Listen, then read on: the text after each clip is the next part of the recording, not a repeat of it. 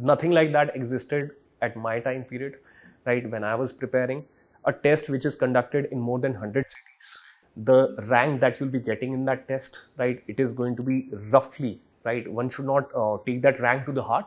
The hours in which the actual exam will take place, our mind should be totally functional at that point of time. What's important is what the state gives importance to. Well, डर के आगे जीत है, right? As they say, डर के पहले जीत नहीं है. Hello, dear aspirants. I am Vishal Salsekar, and I welcome you all for this special session organized by VisionIAS regarding UPSC CSC Prelims 2024 and Abhyaas 2024. So, just 2 months away from the prelims, students are feeling a lot of anxiety and issues regarding prelims, and that is shaking their confidence. So, to deal all these issues, I am joined by Mr. Himanshu Khatri sir, who is former IRS officer and the faculty of Modern Indian History at VisionIAS. Welcome, sir. Thanks a lot, Vishal. So, sir, as we are getting a lot of inquiries regarding the prelims of 2024, and as you are also taking classes just before prelims of 2024, so what kind of observations that you are having with respect to students, that what issues students are facing before the prelims examination? Well, as per my interaction with the students, the primary issues of concerns are A, with respect to sources, second is with respect to revision, and third is time management, and the fourth is with respect to writing tests or attempting PYQs. Okay. So, sir, before moving forward, as you have a practical experience of teaching to the UPSC students for more than 10 years now, and you are also having the experience in terms of administration is concerned, clearing all the stages of examination. So, what kind of strategy that you want to suggest to the students to overcome these challenges? Well, the first thing is that I sincerely believe that the students, they should focus on the hard work which they have already put in. That means the books they have already read, the notes which they have already made, give importance to them. Do not treat them as secondary sources, because usually because of lack of confidence, we tend to focus on the new sources which have come into the market, and we tend to think that the hard work that we have done in the past, it is of not that high caliber, but it is totally incorrect, right?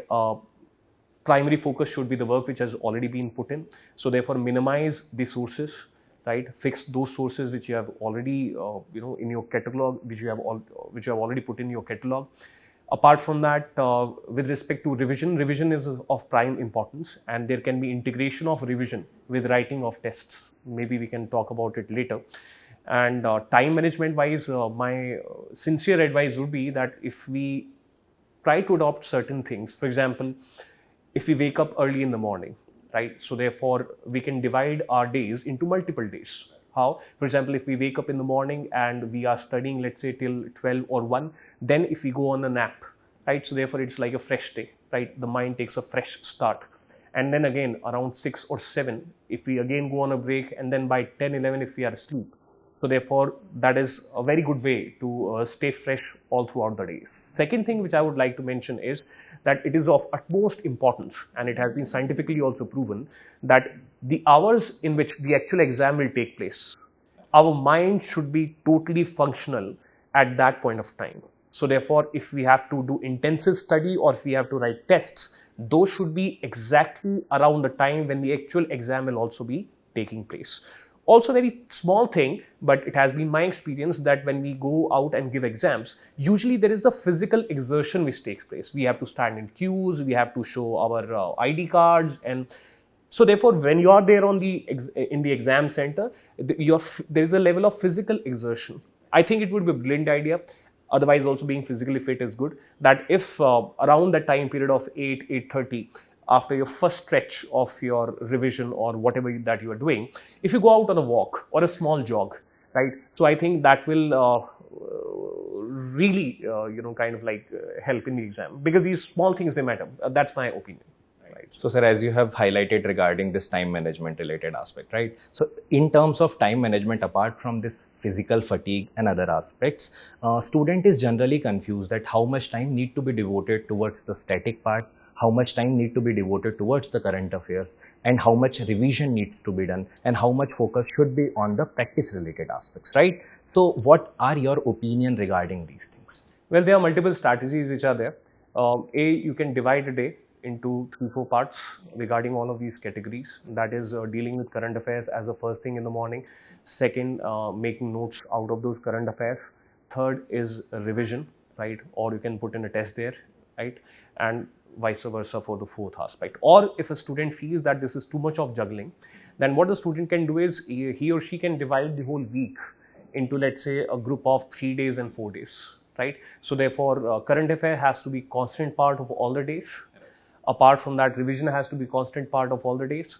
Practicing tests, maybe you can do alternate. That maybe for the first 3 days you are doing an intensive revision, then for the next 3 days you're doing tests, right, in place of revision, and the seventh day you're doing contemplation, that okay, which are my weak areas, which are my strength areas, and accordingly deciding the course of the next week. So maybe this kind of a cycle can be created. Right. So, sir, as you have also pointed out regarding this current affairs, right? So, current affairs feels like a ocean. Like we don't know exactly what UPSC is going to ask in this particular paper, and also what depth need to be covered, what width need to be covered from the current affairs perspective, right? So, sir, regarding current affairs, how a student can prevent some kind of information overload, at the same time preventing any specific time that is much devoted towards the current affairs related thing? That's a very valid question.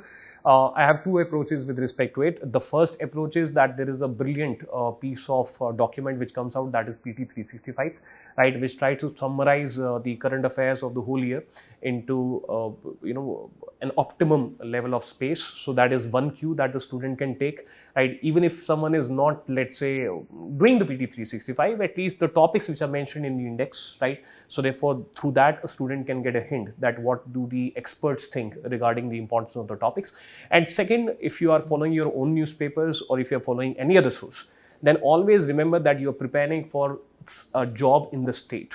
And therefore, what's important is what the state gives importance to, right? So therefore, if the government is celebrating some anniversary, or if the government budget is a very important source. For example, if you look at the budget, so therefore, the projects, the schemes, the sectors in which the government is allocating much higher percentage of budgetary resources, that automatically means that the state is giving more importance to them. So therefore, any issues related to those schemes, projects, those sectors, I think they have to be prioritized.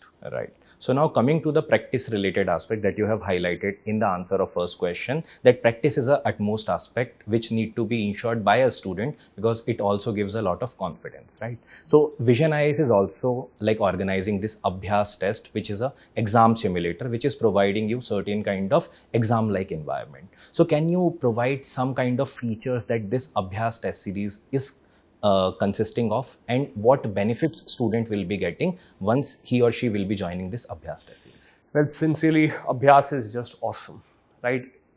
Nothing like that existed at my time period, right? When I was preparing a test which is conducted in more than 100 cities, the rank that you'll be getting in that test, right, it is going to be roughly, right? One should not take that rank to the heart, right? Because a student always needs to be motivated, and a lot can be done in the last 2 months also, in last 1 month also. And exactly, it is the examination temperament in the examination hall which will determine a lot of things, right? But yes, at the same time, one gets a rough idea that where does one stand, right? So therefore, that is a brilliant feature of Abhyaas. Apart from that, you can benefit from the post-test analysis. Well, there was no guidance in our time, and there is a mentoring thing which is there available for the students who give Abhyaas. So therefore, I think it's an amazing thing. I mean, it's pretty big, and it's a very good simulation of UPSC. At least the examination temperament also, right? The questions, the atmosphere, right? So it's very similar. So I think it's a brilliant idea by Vision.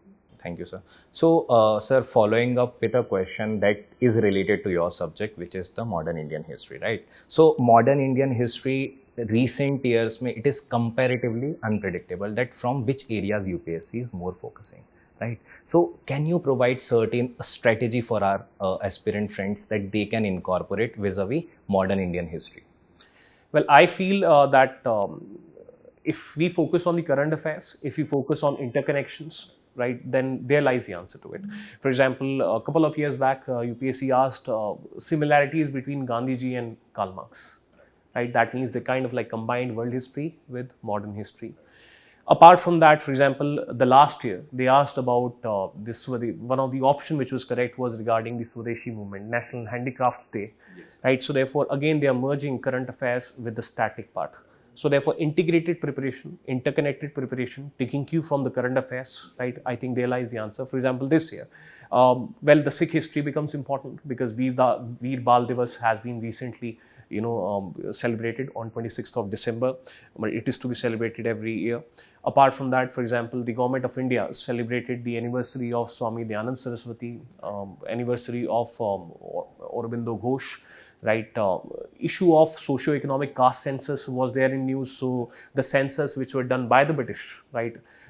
So therefore they become important. Similarly, uniform civil code has been in news. So therefore uniform civil code is related to the social reforms aspect. So therefore don't be surprised if that UPSC, if it gives importance to, for example, Muslim social reformers like Sayyid Ahmed Khan, right? Or in general social reforms. So I think there lies the cue. Marathas recently, nowadays current affairs they have become contemporary.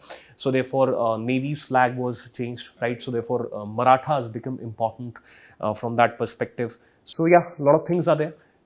So from there, I think we can take a cue regarding personalities. Right? I think civil disobedience movement is important because Rukmini ji from Andhra Pradesh, she was in news, right? She participated in salt satyagraha. So these kind of things, I think they so. So currently, sir, what you have highlighted is integration of current affairs into the modern Indian history, which is considered comparatively as a static subject, right? So if I ask you a specific question that regarding the themes which are already available in the modern Indian history, which are the most important themes or which we can say are comparatively low-hanging fruit that students should not miss when they are preparing for the modern Indian history?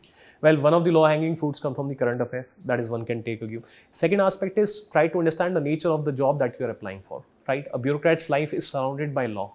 A bureaucrat's life is surrounded by rules, regulations, because he is implementer of the law, right? So therefore, wherever any international law, wherever any domestic law comes into operation, wherever any domestic policy, international policy comes into operation, they become important, and accordingly, the policy part, right, the land revenue systems part, the legal aspect, for example, beginning from the Regulating Act of 1773 until the Indian Independence Act of 1947, right? So therefore, these legal aspects, they become important. Recently, the UPSC is also focused on reforms aspect, for example, social reforms and education reforms. So I think the legal aspects, they should be focused more upon, right? And yeah, Netaji Subhash Chandra Bose was also in news, right? A couple of years back. So therefore, that element has not been touched upon by UPSC. So that can also be one of the aspects. Okay, okay. So now, sir, coming to some of few questions that students in general are inquiring regarding the same. So first question regarding this is anxiety and the kind of lack of self-confidence that students are facing at this point of time.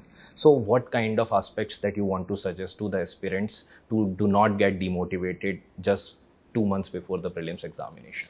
Well, डर के आगे जीत है, right? As they say, डर के पहले जीत नहीं है, right? The point is that as Bhagavad Gita says, कर्म कर फल की इच्छा मत कर. The point is that my funda is that if you are hungry, right, and the food is in front of you, so therefore, well, most of us are not at the level of Arjuna that we will not have the ichha of the fal, right? So, but yes, if someone takes away the fal, that is, you are very hungry and the food was there and someone came and just ate it, right?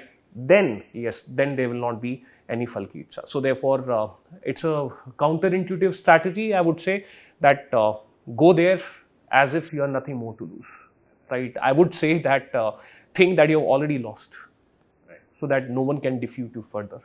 I personally used to kind of like do a small meditation where I used to imagine before the exam that I've already failed, right? Because then what's more to lose, right? So, well, that worked for me. It's a very counterintuitive strategy. Try to be smart, right? What you call as a calm rage, right? That is what is required by the student. Be calm, but at the same time, be moderately anxious also. That gives the best performance. Try to make use of Abhyaas test. Try to make use of the tests that you give, because they act as a feedback mechanism. If you feel that you're short of time for revision, then give a test. The content in which you got good marks, that means that content is good. The content in which you got less marks, revise those topics, give the next test, and repeat the cycle. This way you can do targeted revision. So therefore, be smart, be lethal, and be confident. And if you feel that you have nothing to lose, only then you can be really dangerous. So that will be my message to the students. Right. So, sir, though you have already motivated enough to the students, but any last piece of motivation that you want to provide to the students? Well, take blessings of your parents. They are your well-wishers, and well, have faith in the Almighty. And most of it, have faith, in your hard work, right? So therefore, think that you are out there to take your wages, and you have put in your labor. So therefore, that's it. Result, leave it to God, right? If it is going to be there, it is going to be there. Nothing can stop it. So thank you, sir. Thank you very much for your insightful discussion regarding what issues that students are facing and what kind of strategy that student can incorporate, considering that only 2 months' time is remaining for the UPSC Prelims of 2024. Thank you, and all the best, students. God bless you. Thank you, sir. So with this, we come to an end to this particular session. So I just want to leave you with a piece of message that it is popularly said that Karat karat abhyas te jadmati hot sujan, Rassi avat jaat hai, sil par padat nishan, which clearly says that Abhyas is the most important aspect. And when I say Abhyas, it means practice, which is most important aspect, not only from the civil services perspective, but from any field. So be assured that if you will practice adequately, you will surely get the success. And for this, just make sure that you enroll for Abhyas, because it is also recommended by toppers and also our faculty. So thank you very much. We'll meet in such next session. Till that time, thank you. Have a nice day.